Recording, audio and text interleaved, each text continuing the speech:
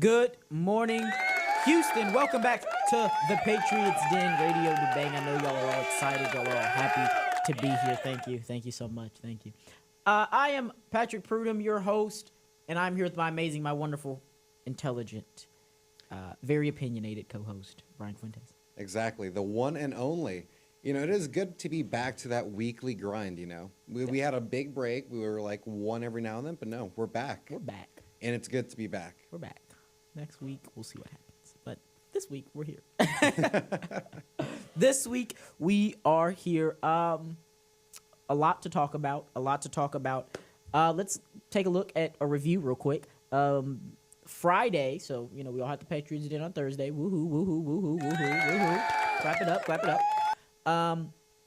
After that Friday, Harris County had its Lincoln Reagan dinner.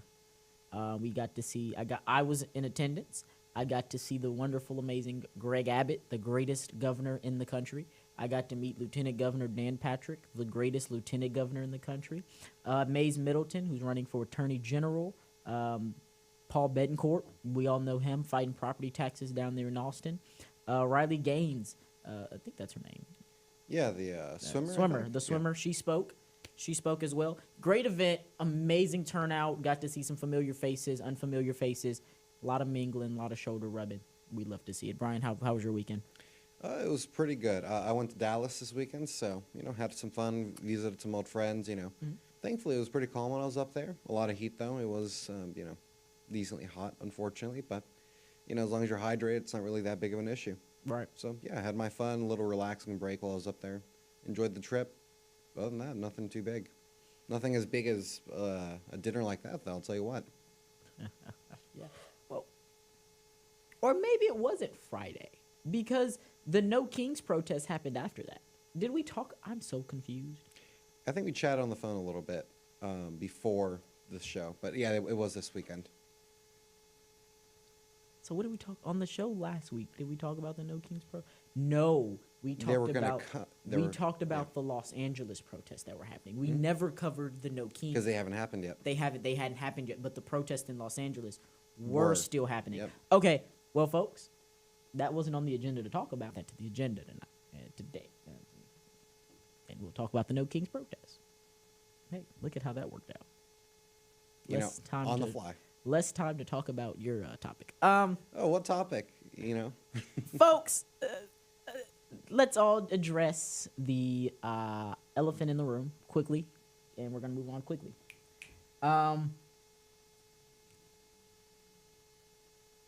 Brian, go ahead. So what he's trying to say is, sorry, Brian, you were right. Okay, let's stop Brian right there. That's not what I'm saying. The day I say something's happening in the Middle East, we should all pay attention. What happens that night, Pat?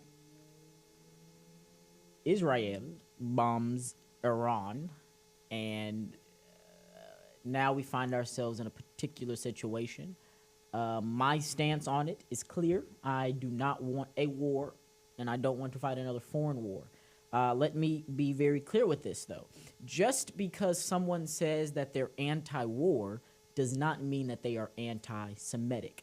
I support Israel's right to defend itself, but at the same time, we have to also have accountability. Every action has an equal and opposite reaction.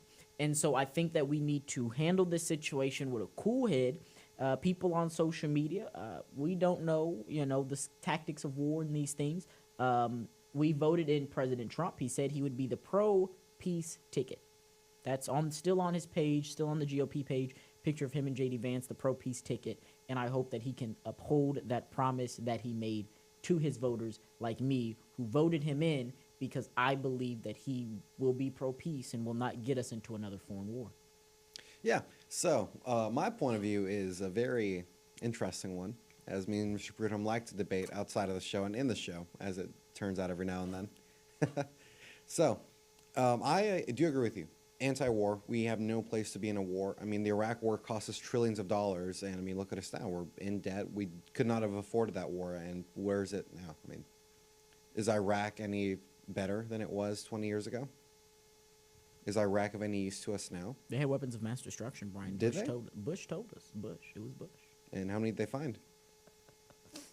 Rumor has it they're still looking. We're Still looking. still looking. You know, that kind of reminds me of Iran. They've been saying for the past 30 years, Iran is months away from building a nuclear bomb. Correct. It's like, if they're months away for 30 years, like, Yeah, I was just having this conversation last night with my mom and my grandma because we all know the Tucker Carlson Ted Cruz oh, situation. you heard about that too? Ted Cruz is my senator. Tucker Carlson is my media. Seeing them go at each other was unpleasant. It didn't feel right. And it's showing fractions within the Republican Party right now. But once again, we can't be this cult mindset. We all have the right to agree and disagree on certain issues. We're not going to always agree 100%. Me and Brian don't agree 100% on every issue. But at the same time, we may agree on an issue and we disagree on the solution to the issue. So we have to look at this in a series where we aren't going to risk fracturing ourselves, right? Because we're already up against an opponent who is fractured, trying to rebound. A house divided against itself, as Abraham Lincoln said, Cannot stand. cannot stand. So let's not do that. However, I will argue, though, we should not be complacent and just allow these warhawks to... Oh, no, absolutely. Hold them accountable. Hold them accountable does mean holding them accountable, though. Just because they're in our party doesn't mean we have to work with them. Absolutely. And especially now when it's so dire, like, genuinely speaking, any day now could mark the day of a U.S. intervention in the Middle East for the, what, God knows how many time in 30 years. Mm-hmm. I do think it's not about working together as one party. I genuinely think at this point we should just be holding people accountable for what they are. Mm-hmm. I mean, you know, I'm a big Ted Cruz guy. I've always thought he was a great senator, but I mean, that Tucker Carlson interview was a joke. I mean, objectively. Yeah. Once again, he was blindsided in the interview. That's the same thing as if Ted Cruz was to come on this show. I'm a fan of Ted Cruz. Been with the campaign. Love him. Love the campaign. You've worked with you've met. Have you met Ted Cruz before? Yeah, on his birthday, remember? Okay, yeah. So you've met Ted Cruz before as well. And he comes on here, we're friendly faces, but when he sits in that seat, all of a sudden we turn into his opposition. It blindsides you a little bit. And I've been in those situations where you think you're on the right side, they turn against you, and it's a little confusing, and it catches you off guard. One of the things that my problem though comes from this. And I'm going to hold both sides accountable. Like you said, we have to have accountability. Let's talk Donald Trump here for a second. Yeah. Barack Obama brought Iran to the table, or Iran, however you want to say it, right? He brought them to the table. He made them sign the deal for what, 3.4%? I believe so. It was 3.4% for uranium. Yeah. They can't go above 3.4%. That's a really good deal if you ask me. Yeah, it's nowhere near the weapons grade. Exactly. Donald Trump did what Donald Trump does all the time. This is horrible. Rips it up, throws it away. If I am bonded to 3.4%, and the moment you take those chains off of me, whether that's to take them off for you to put new chains on, no, I'm gone. And I'm not coming back to the table. That's what Iran did. When Trump revoked that agreement between Barack Obama and Iran had no reason to come back to the table because you freed them of the 3.4%. And if all you're going to do is maybe drop it to what, 2%, 1%? Unless you're going to give them more room to wiggle, which in that case, now you're giving them a nuclear weapon. Not necessarily. Do you know how the enrichment process works for nuclear weapons? But I'm saying this is Iran's perspective for Trump, because we don't know what the actual deal would have been, right? But I'm just saying, why would we come back to the table for you to punish us even more? Yeah, but I mean, just for context, whenever he says 3%, that really is nothing. Yeah. You have to get more than 60% to get anywhere near Exactly. weapons-grade uranium. So if, they even said 10, 20%, that wouldn't, Does nothing. It does nothing. But we know Trump. Yeah. Do you think Trump would have gone above the 3.4 or below? Yeah, well, here's the thing. I think Trump, unfortunately, he's a very good businessman, great negotiating, but sometimes he says things without knowing the full context and full story, and then has to walk it back after he learns everything, every now and then. That's one of the downsides about Trump that, unfortunately, as everyone's not perfect, Trump does have that issue. Right. where he gets a big story, opinions on it right then and there based on his personal beliefs. Right.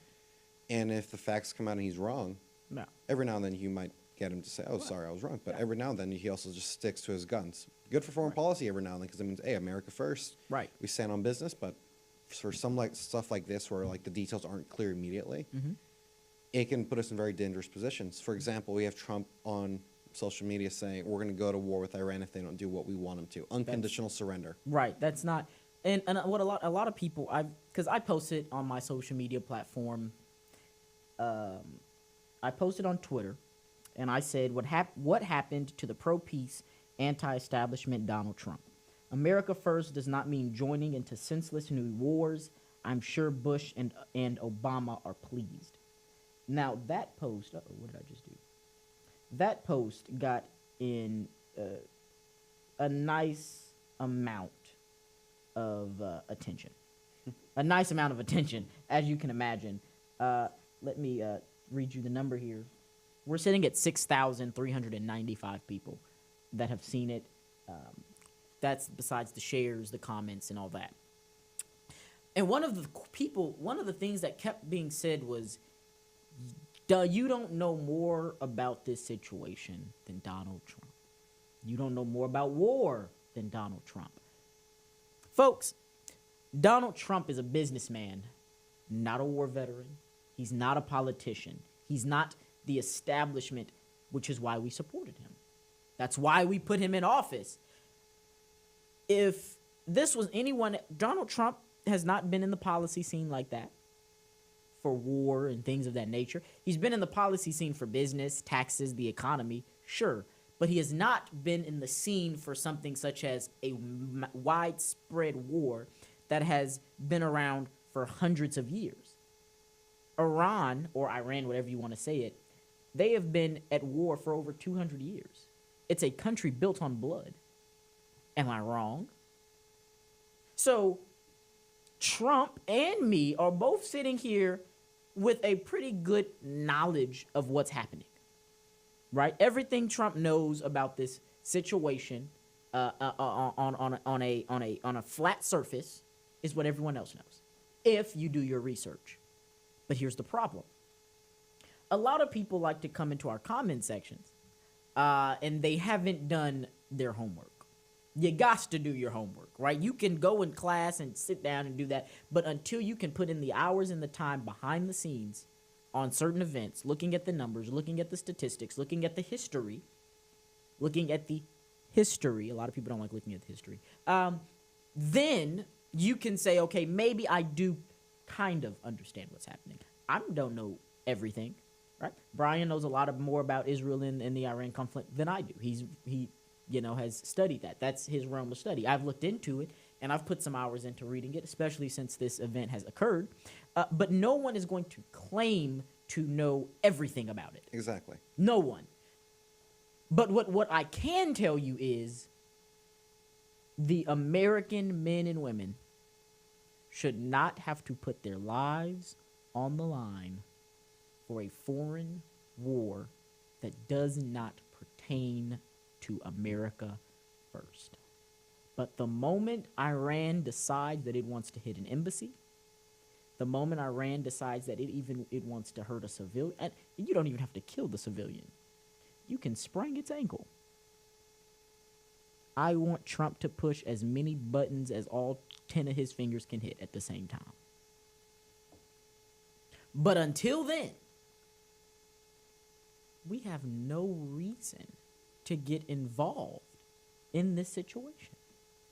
I support Israel's right to defend itself. I'm praying for the people of Iran and Israel, but I do not support this Iranian government. I don't support it. Would I be okay with them being overthrown? Absolutely. I wouldn't be against it. But you're not going to use the United States of America as the scapegoat in the situation. It's not going to happen. Well spoken, Pat. But I think there are some other things to consider here.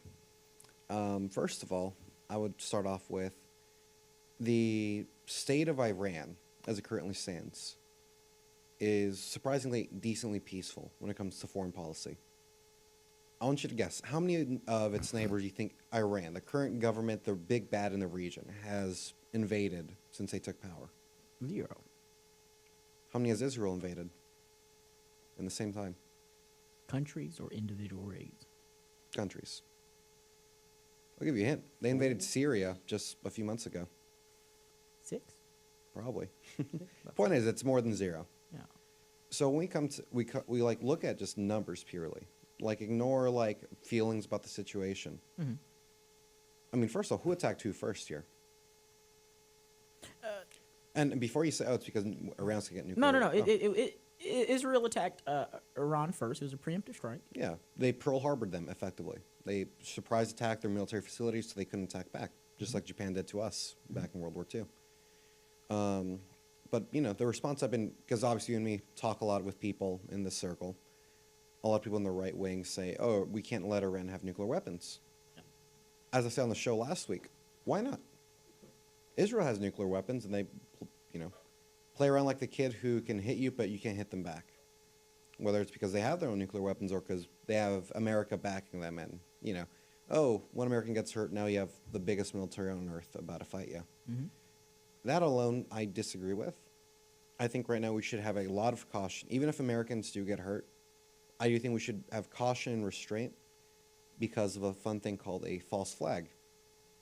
Are you familiar with what a false flag is? Mm-hmm. Perfect. For those of you who aren't, a false flag is an incident where someone stages an attack on someone to provoke a response. Right. It's a not natural, I won't say phenomena, but not natural action. Mm-hmm. It's let's say Brian and his neighbor get into it, and I'm defending Brian, and I tell the neighbor, hey, stop it, but I'm not going to get involved unless something happens to me. So then Brian kicks my door in and then says the neighbor did it. Yep, and now Patrick's involved. Now I'm involved because of something Brian invoked, because he knows that's how he gets on my side. Yeah.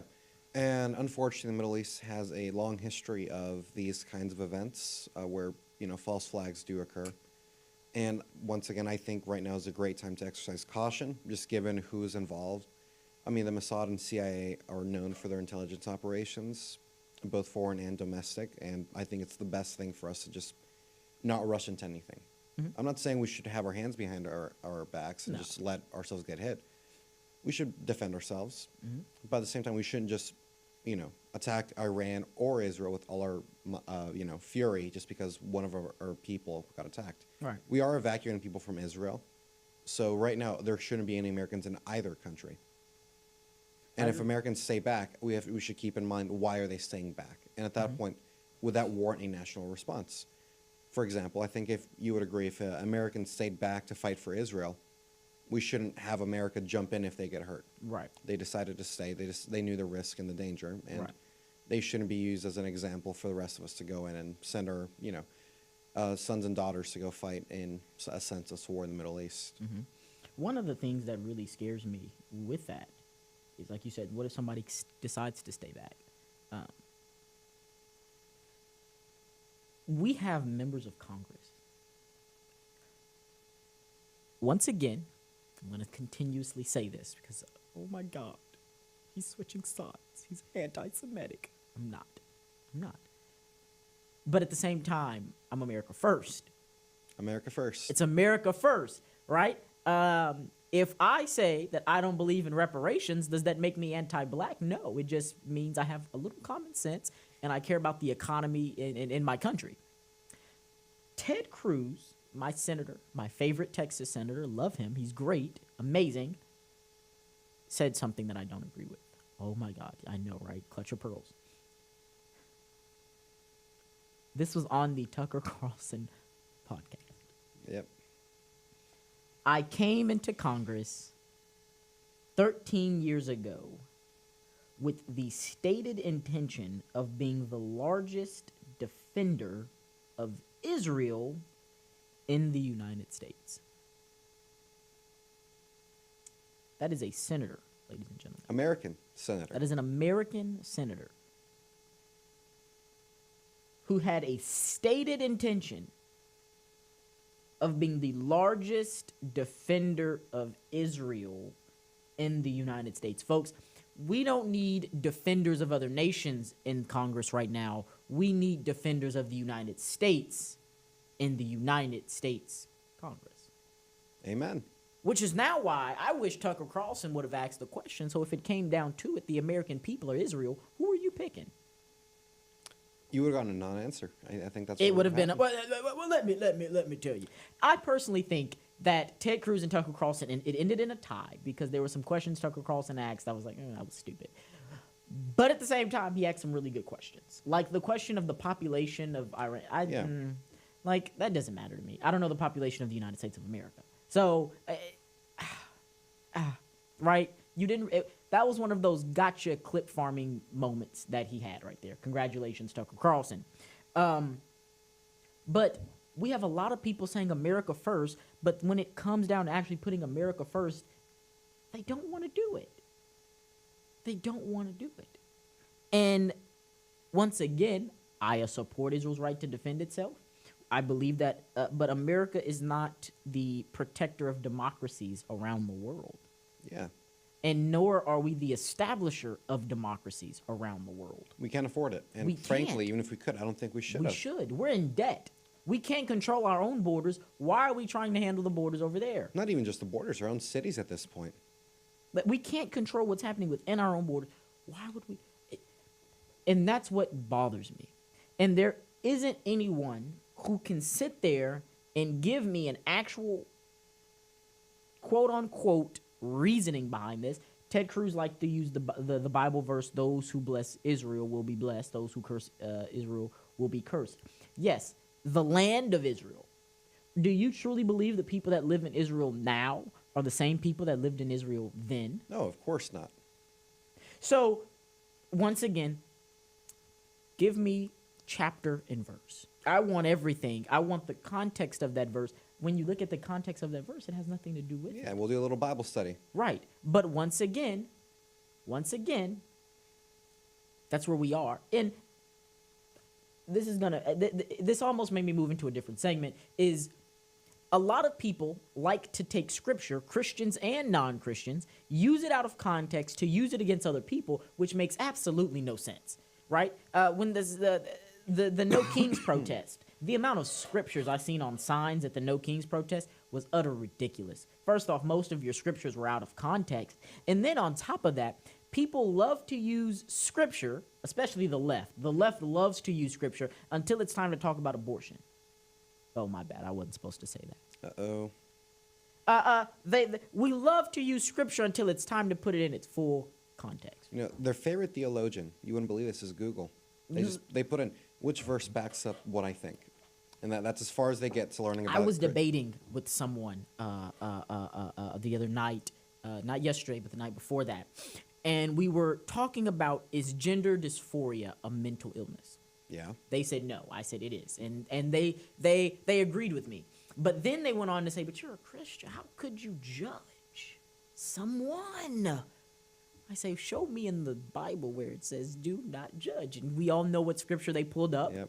The do not, I have it right here. They always forget, lest you be judged. Lest you be judged. But then they forget that if you keep scrolling, it says, first, take out the log in your own eye, then you can address the speck in your brother's eye. I said, it's telling us to make righteous judgments. I'm not sitting around here judging someone for doing something that I myself am doing. That would make me a hypocrite. So we have to make a righteous judgment. A lot of people don't know how to make righteous judgment. And it's not just about making righteous judgment in judging other people. It's about making righteous judgment in your decision making. This conflict in the Middle East, are we going to make a righteous judgment and do what's best for everyone? Every situation doesn't have to always end in bloodshed.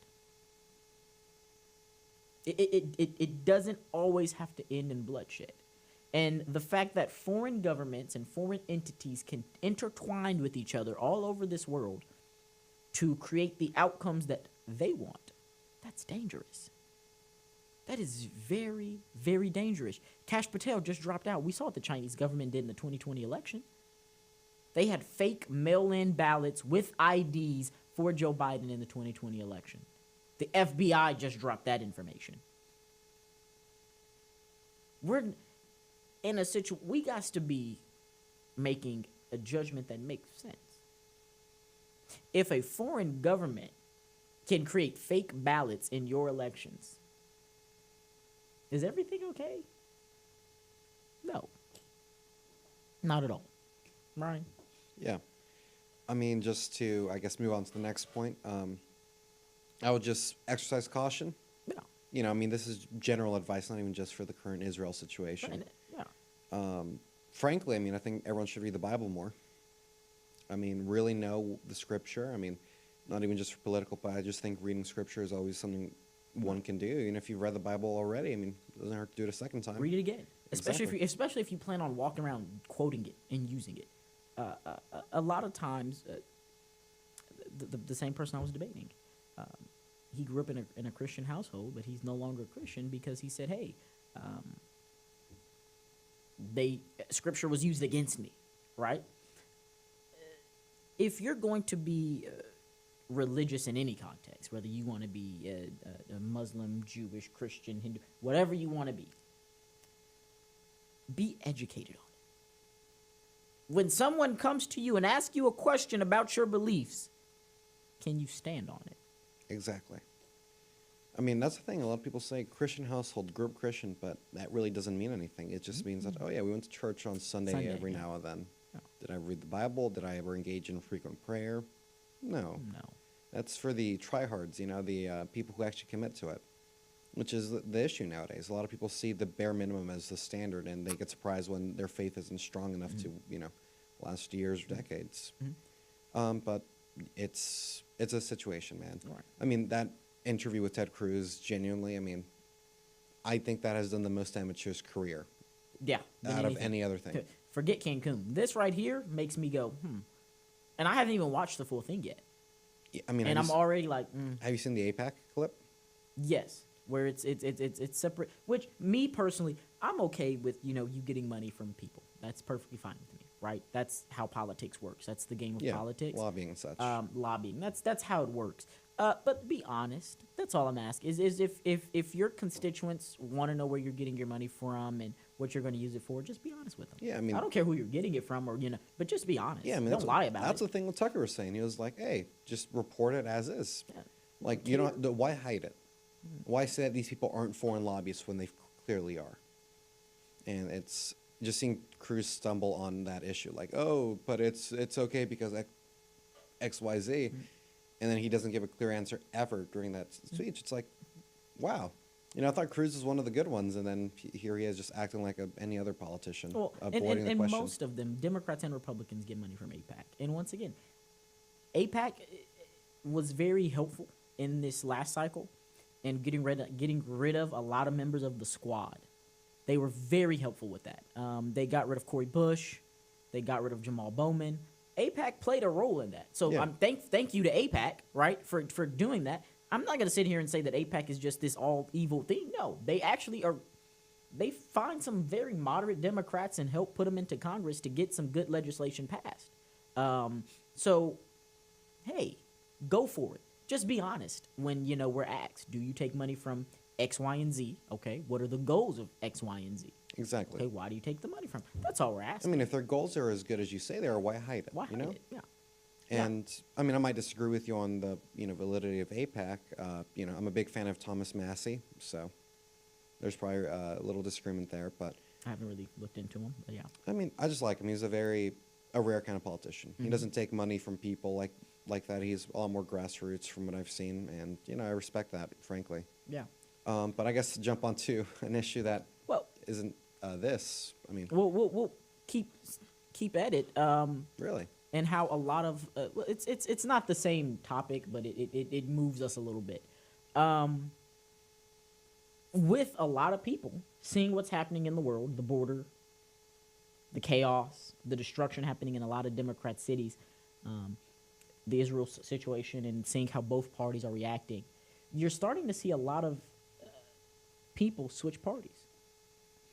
And it's very one-sided. It's very one-sided. Here in Texas, KP George, a very prominent figure in the news, Fort Bend, the Fort Bend judge who was a criminal, he's a criminal, he just switched to Republican. And he said, I chose a side, and it turned out to be the wrong place, and now I'm fixing it. Is the Republican Party of Fort Bend going to accept him? Probably not. I don't see that happening. I haven't talked to anybody in Fort Bend about the issue, but he's just one of the many examples. You have it in Kentucky, South Carolina, and Texas, where you have judges switching sides. In Kentucky, State Senator Robin Webb switched from Democrat to Republican. South Carolina First Circuit Solicitor David Pascoe switched to Republican. Webb County, Texas Judge Tano Teherana, I don't think I said that right. He switched. Fort Bend County, he switched, right? Robin Webb's switch ends her tenure as the last rural Democratic senator in Kentucky, reinforcing GOP dominance in non-urban districts. They see the writing on the wall.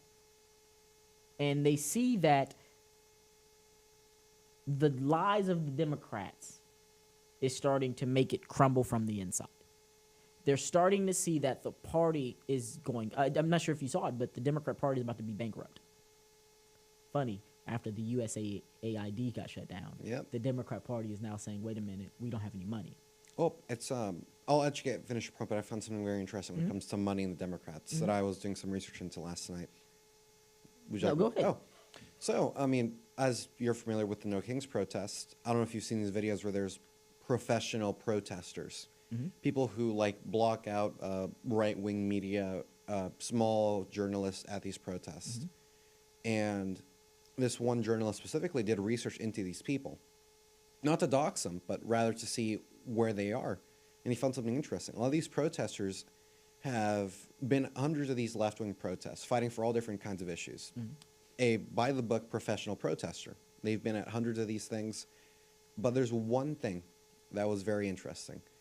I think the organization was Rise and Resist or Resist something. For the No Kings? Yeah. It was the Rise and Resist, but they called it the 50-51. 50-50-01, 50-51. Well, Rise and Resist is actually a organization that pays people to go to these protests. And if you go to the website to donate, and I guess what's the way to give them money? Act Blue. And you mind telling our viewers what Act Blue is? And Act Blue also was the donation league for Black Lives Matter.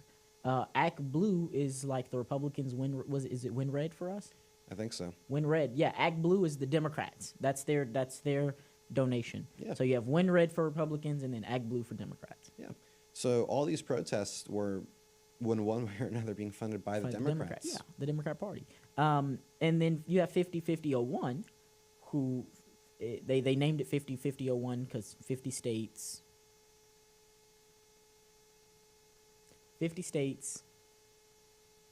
50 protests, one day. 50-50-01. And was the Alaska one any good? I haven't seen anything from Alaska for that one. But no, they worked around the clock to get this thing. They were busing people to and from these protests. That's why they were all kind of like scattered out. So if you paid attention, one would be like from 11:30 to 1. And then the next one in the town over would be 1:30 to 2:30. And then the next one in the town over would be 3 o'clock to 4, right? And that gives them about 30 minutes to make sure that they're busing the people correctly. And that was all funded by the Democrats. All of it. And that's why, and while they were doing that, the Democrats were very strategic on being loud on that day. You had Democrats trying to break into ICE facilities, and not just regular Democrats, mind you, congressional Democrats. Maxine Waters, Senator Alex Padilla. These are elected officials, mind you, that were trying to break into ICE facilities, thinking that just because they are in the U.S. House of Representatives, that they have some kind of authority, that they are above the law, that they are kings. See how I did that? Yep. Thank you. That they are kings and that they can just go into government facilities how and when and where they want. That's not how that works. This is a country of law and order. I'm glad that we have some Greg Abbott here in the state of Texas because Greg Abbott shut it down quickly. And people saw this. And it's creating, I believe, a shift to the right.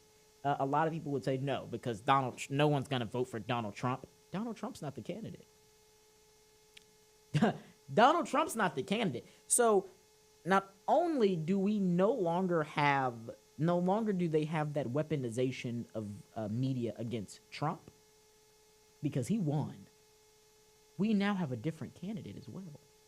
So I'm curious on how the Democrats fight this because that rhetoric against Trump that they've been spewing and spewing and spewing has come out to be not true. And those people who just have a deranged hate for Donald Trump, well, he's not the candidate anymore. Because when he was the candidate, he won. So now what do the Democrats do? How many times did the Democrats mention Trump's name at the DNC? It's their main issue. I mean, it's been for the past, 8 years now? Yeah, 10. 10 years. What, this week made 10 years since Trump came down that golden escalator. Man, I can't believe it's been that long. Making me feel old, 10 years. Right? Man, I am 20 years old now. When Trump came down that golden escalator, I was You'd be 10, Pat. 10. I was trying to make sure it wasn't 11 because I could have been 11. I mean, if it happened 10 years ago and you're 20 right I'm now. 29, so it's 10. It's 10. I was 10 when Trump came down the golden escalator, and I'm going to reminisce for a second. And I grew up in a Democrat household.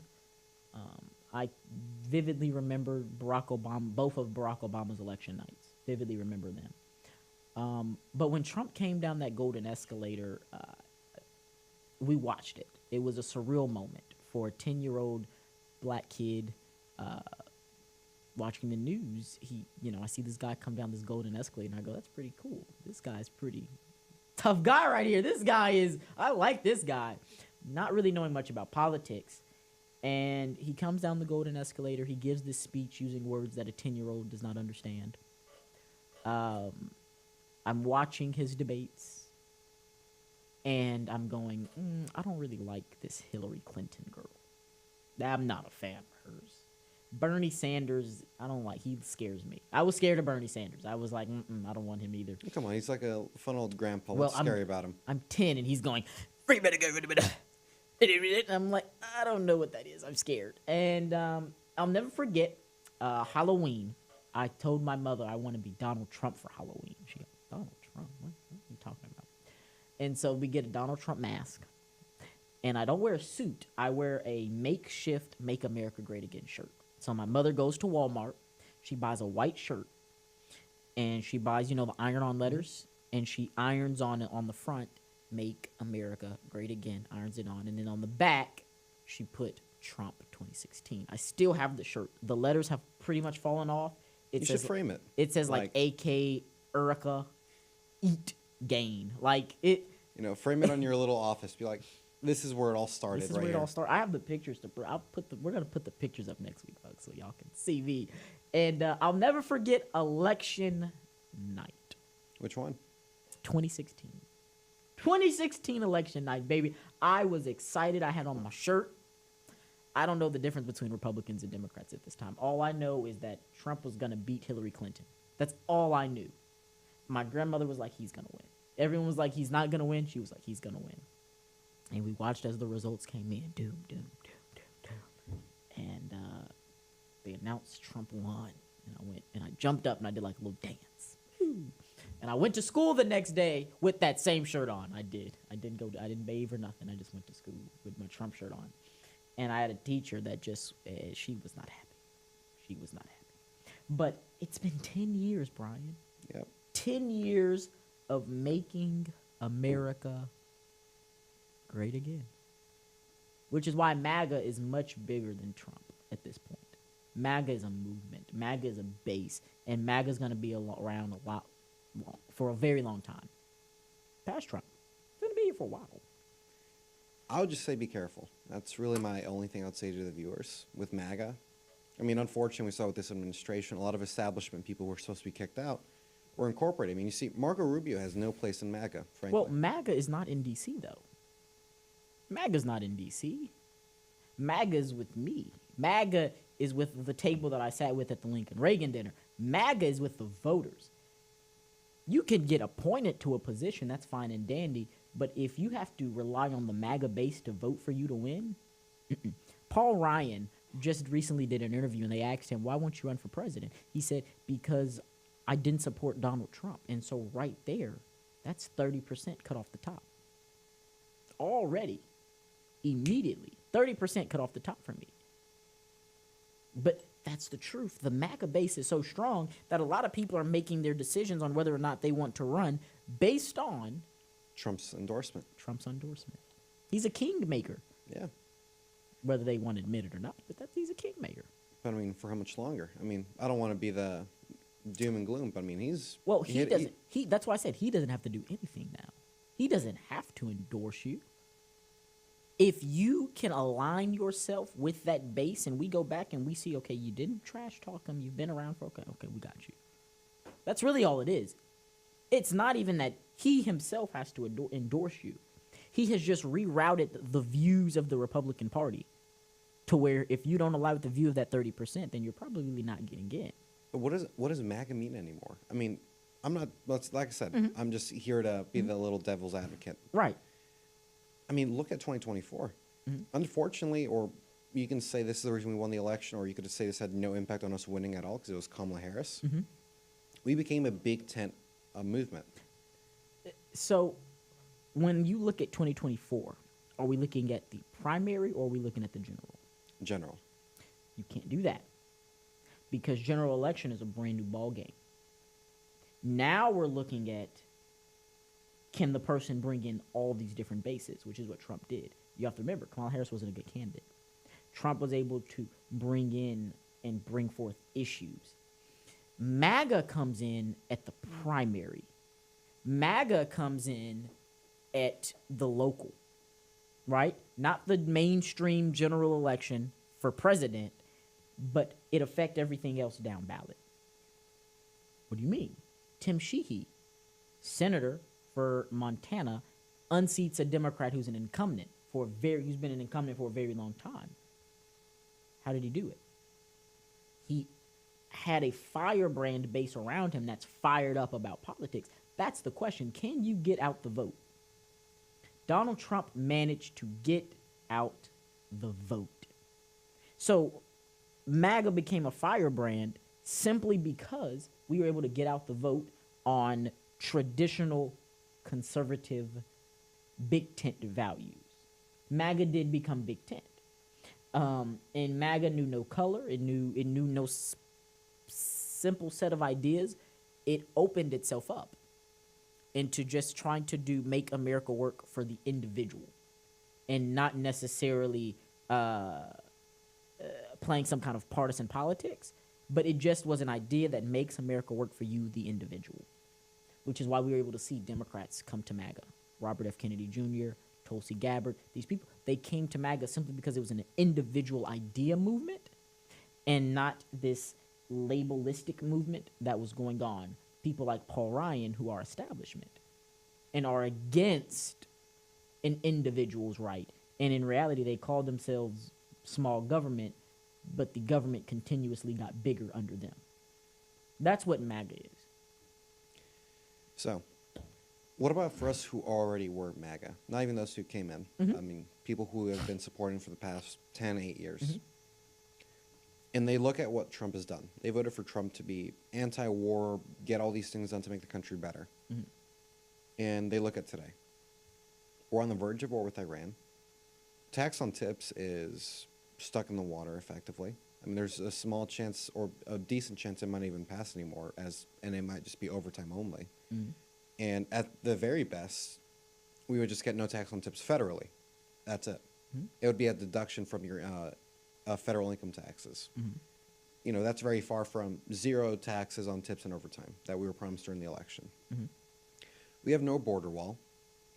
Deportations have stopped once again. With we just get a dozens of them every now and then, and when they do happen, they get stopped by Democrats pushing protest or any kind of action, and the establishment is still well and alive in D.C. The swamp was not drained as Mr. Trump promised, and sure, I mean, there's a lot of things that bring in new people, but what about us? We've been here for years. Right. We've been expecting change. We hoped for change. We told others change was coming. And we look at today, June 19th, 2025. Happy Juneteenth. Happy Juneteenth. We're Texan. It's a Texan holiday. I don't recognize it federally because, I mean, what's the point of that? Well, it is recognized federally. Well, it is now because of Biden. No, because of Sheila Jackson Lee and John Cornyn, two Texas representatives, a Texas representative and a Texas senator. Yeah. But, I mean, it is a Texas holiday, so happy Juneteenth, y'all. I mean, it is that day. But as I said, it's Juneteenth, 2025. How many of those promises have been fulfilled? How many of those things has Trump done? Well, this is what I'll say. In 2016, were we the majority? I mean, by definition, No. silent majority, remember? MAGA? Republicans might have been the silent majority, but was the MAGA mindset the majority? No. And we're just now becoming the majority. All good things take time. And so it's not something that was going to happen overnight. It's not something that's going to happen in 4 years, and it's not going to happen in 8 years that were divided by Biden. That's not going to happen. The establishment has been here for a very long time, and they're going to do every single thing in their power to hold on, every single thing that they can to hold on to power. Donald Trump cannot drain the swamp. Only we can. What does that mean? Primaries. We got to vote. We got to get people to run against these folks in primaries, and we have to support them. We have to back them and show that it doesn't matter how much money you have. The people have the final say. The problem is a lot of people don't even vote in the primary. Right? We just saw what happened. A lot of people get complacent. That's why we aren't seeing change.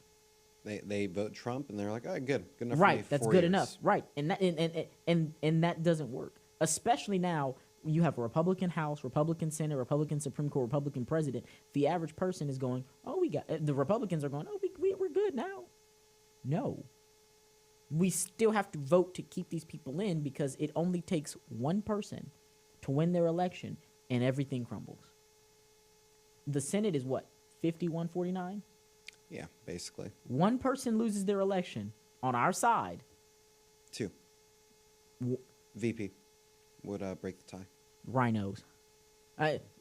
We're not getting 51-49. There are some senators in there that are voting with the other side, which is why it says it takes one person to lose. One person to lose, and you're gone. Ronald Reagan said it best. Freedom is always one generation away. It's always one generation away. MAGA isn't the only people in this country. There is the other side. There is another party. So not only are we fighting the other party and our own party and establishment. So there's a lot of components at play here. So this is something that's going to take time, precision, and effort, and it probably won't happen with a lot of people's lifetime. It'll probably take for us to get old enough to run for office before something like that, even before the change actually comes into play. Well, baby boomers are gone pretty much. Right. We're going to have to be here for a while. We're just now getting Kevin McCarthy and Mitch McConnell. They're just now getting out of there. But there are still a lot of people who are in Congress that have been in Congress longer than some of the people sitting next to them have been alive. That's a scary thought. That is a scary thought.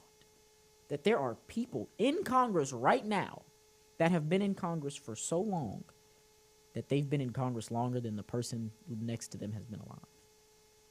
Ain't that something? Until that changes.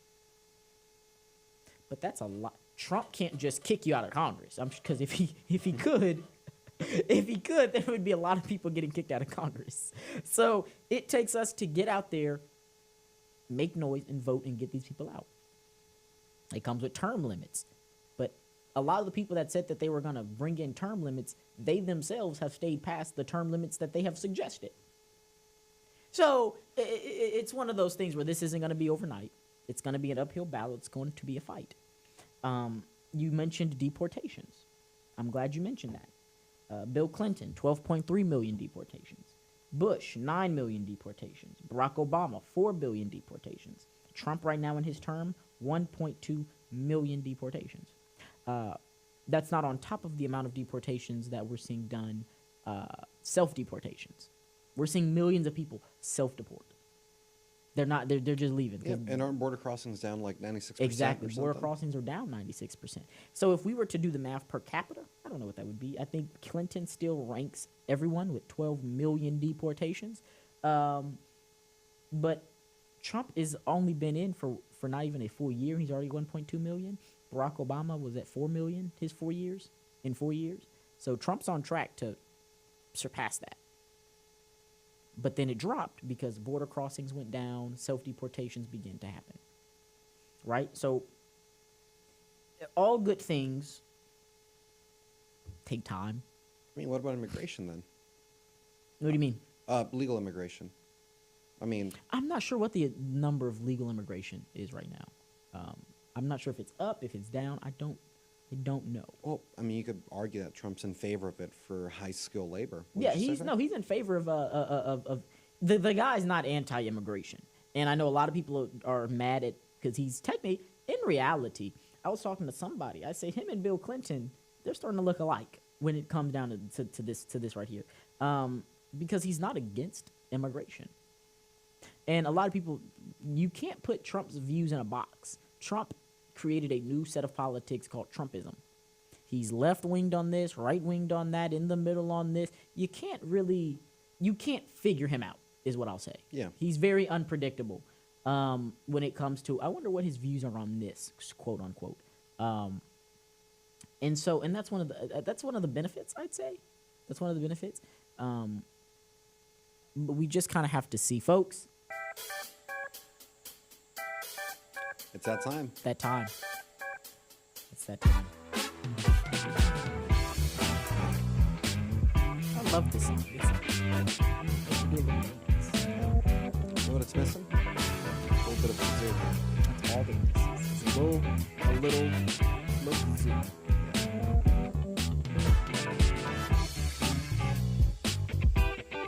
They're like, what is going on? Folks, it is 10:50. That means it's rapid fire time. This is the time where me and Brian just say what's on our mind, say what's on our chest before we close out the show. And folks, it's going to be a good one for you. I got one. Brian's got one. We all got one. We're ready. We're excited. We're hyped. Brian. Give it to him. So, a little continuation of what I was saying earlier with immigration. I don't know if I've said this on the show before, but I genuinely am of the belief I think we should limit immigration. I think illegal, most people agree. Stop it. But even legal, I would say right now, with the way wages are going, it's not looking good for the average American. Because what happens? You're replaceable. If I say I want more money to be able to feed my family and actually afford my house, what's the employer going to say? Oh, okay, cool. Fires you and replaces you with an immigrant laborer who's going to do it for half the price. That's not good for the American. It's not good for the immigrant. The immigrant doesn't get paid a living wage, and the American loses out on being paid a wage they deserve. And who ends up winning? No one. But big business. Exactly.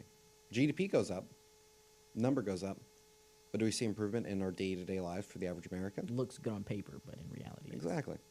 And that's frankly one of my biggest issues with the Republican Party. It's nowadays they become pro-immigration because GDP number goes up. Donors give me money to get more people in the country because that means cheap labor. Cheap labor means more profit. And what do they do with those profits? Give it to politicians. It's a vicious cycle. Money goes in, money goes out, money goes back in. And it's frankly been one of those things where, like, as I learn more and more about this issue, it's like, wow, both parties, for the most part, aren't doing anything to fight this issue. And that's a scary thought, you know? Like, I realize, like, the average American is hurting. I mean, they're not doing well right now. The economy is recovering at a snail's pace just because of all the things we're trying to do. I understand the tariffs will most likely help bring industry back to the U.S., but it's a process that takes time. And we're not helping those people who might be struggling by, helping their wages or anything. We're importing more people to compete with them. Mm-hmm. Right now, we shouldn't be competing for employees. We should be competing with, employers should be competing with one another for employees. I mean, I think you remember stories that our grandpas would tell us where, like, they would get pensions at their, like, pencil factory job, and they would be able to live a very comfortable life. Having to do a 401k for retirement is a very new thing Mm-hmm. because, well, no one really does the pension system anymore because it's, more profits if you don't do so. Right. And I just see it as a great dishonesty. I mean, sure, Europeans might be poor when it comes to, how much money they have, but I mean, look at their working conditions, and I would say that they're a happier people. They get more time off, and sure, they may not get paid as much dollar as Americans, but does that really matter when you have a whole week to see your family, and you instead of just being able to see them for an hour or two every day? Mm-hmm. And I generally think like that's a thing Americans should do, especially conservatives, especially. What are we conserving? The economy, the green line. Why does that matter to the average American? We should be conserving the family. We should be conserving the people. Give them a reason to want to be American. They're not just a number on a spreadsheet. They're not just an employee in a registry. They are people, they are families, and they are the backbone of this country. Mm-hmm. They are not cogs in a machine. They're not people to do your labor for you. They are people with hopes and dreams. And I think as conservatives, we should fight for that. Not as socialists saying that we should give them all the stuff equally, but rather we should put them first as our constituents, as our people, and give them what they deserve, which is a fair and comfortable living standard. Not one where they have to work over 40 hours a week and barely see their own children. Not a world where they basically give their kids to the government for the government to raise them, because we see how well that works out. Right. Because at the end of the day, this is the source of the issue. It's not a war with a foreign country, which most people don't care about or won't see. It's not, the boogeyman that is God knows what issue is in the news this week. It's, can I afford to pay for my child's education? Can I afford to pay for my a car without having to break the bank? Can I afford to go to the doctor without putting it off? Am I able to be healthy? Am I able to eat healthy? Am I able to be healthy? All these things matter because of the economy, because of the kind of job you have, because of how you're treated. Mm-hmm. And as of right now, the Democrats don't care, period. They want illegal immigration, full send. That's not going to help the average American in any way. And the Republicans aren't helping because they want to bring in high-skilled labor to compete with you for these good-paying jobs, while still undercutting you. And at the end of the day, it's one of those issues that just, for me, it's, wow, this is one of the more important ones, and we're doing nothing to help the average American. Because at the end of the day, that's where it starts. Once again, just to wrap it all around. It's the family, the individual person that matters, not the big company who donates to your campaign. And unfortunately, the way politics works, who's going to be having a louder voice in that politician's ear? The one funding their campaign or the one he's campaigning for? Right.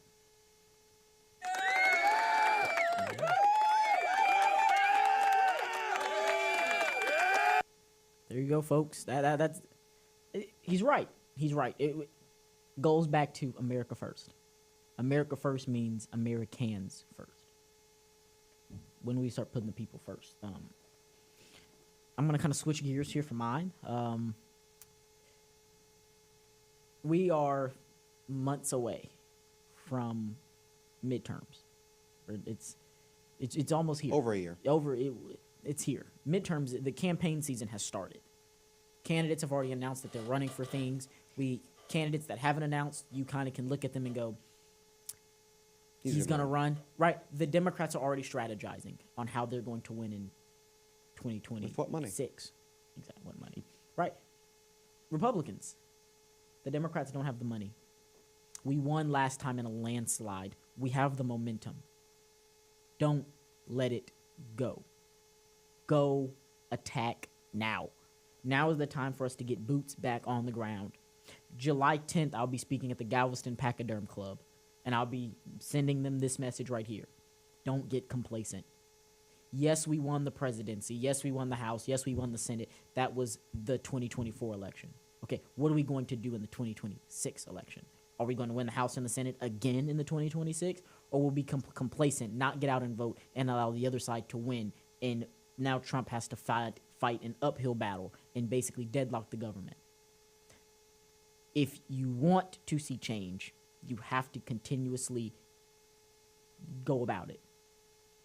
You can't just vote one time for one person and think that everything's going to solve itself. That's not how this works. We are in a situation where we have to be consistent, and we cannot let up now. Because the other side is not dead. They're not defeated. They are still here. We saw that with the No Kings protest. Even in the smallest of cities, they had thousands of people there. Whether you want to say they are paid or not, they can get it done. They can make enough noise to make the person that didn't go to the protest go, maybe there are still people like me out there. And then they get out and vote, and now we're outvoted. Just how Trump made noise to let us know that our values, our opinions still matter, and we can and we will win, that's what they're doing. They're using the Trump effect on each other to say, hey guys, they beat us, but we're not going to stop. We're going to fight, fight, fight. We got to be better than that. We got to be bigger than that. And we have to put the pedal to the metal. Don't stop now. Because we got them where we want them. They're in the corner. They're down. We got the majority. We're seeing prices go down. We have to keep both hands on the steering wheel at this time. This is not cruise control. We got to finish it off. Finish them off while they're down. Most people say don't kick them while they're down, but in this situation, if they try to get back up, kick them a few more times. That's my fault. That's all I got to say. Quickly. Very efficient. Very efficient. Folks, thank you for tuning in to the Patriots Den Radiodabang Mike Con production. I am your host, Patrick Prudham, and this is my amazing, outstanding, wonderful co-host, one and only, Brian Fuentes. Brian Fuentes. Folks, thank you for tuning in to the Patriots Den. Make sure if you catch up on all the episodes, go back and watch them. You don't have anything else to do today. It's Juneteenth. It's a holiday. Go back and watch all of our episodes, folks. Thank you for tuning in this morning. We'll be back. Y'all stay tuned.